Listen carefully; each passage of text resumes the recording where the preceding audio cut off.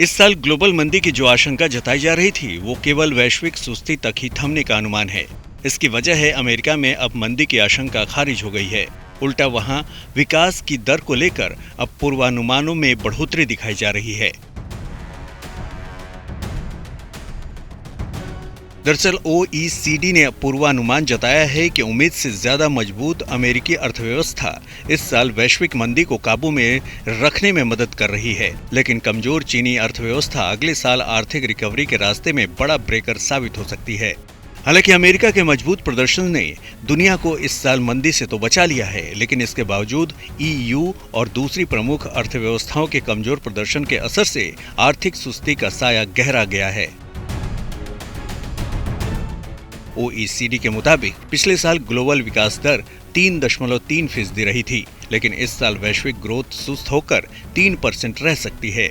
हालांकि ये नया अनुमान जून के आउटलुक से बेहतर है, क्योंकि तब OECD ने इस साल के वैश्विक ग्रोथ का अनुमान महज 2.7% लगाया था।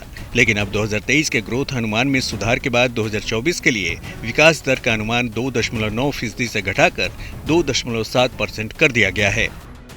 जाहिर है इस साल के लिए ग्लोबल ग्रोथ का अनुमान अमेरिकी अर्थव्यवस्था के मजबूत प्रदर्शन से भी बड़ा है। OECD के मुताबिक इस साल अमेरिका 2.2% की दर से विकास करेगा। वहीं जून में अमेरिका के लिए ग्रोथ का अनुमान महज 1.6% था।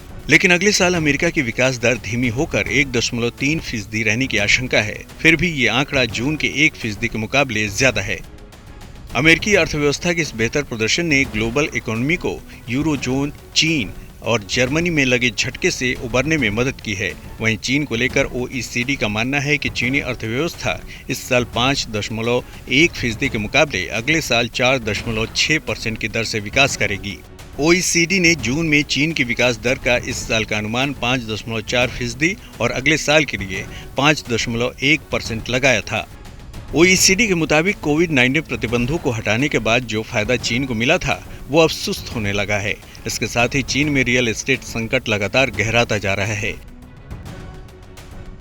इसके अलावा OECD ने इस साल यूरोजोन के ग्रोथ आउटलुक को 0.9% से घटाकर 0.6% कर दिया है। अगले साल के लिए यूरोजोन के ग्रोथ अनुमान को 1.1% रखा गया है, लेकिन ये भी जून के 1.5% के अनुमान से कम है। अगले साल के लिए कमजोर विकास दर अनुमान के बावजूद OECD ने सुझाव दिया है कि ब्याज दरों को केंद्रीय बैंक तब तक ऊंचा बनाए रखें जब तक कि साफ तौर पर महंगाई का दबाव कम न हो जाए।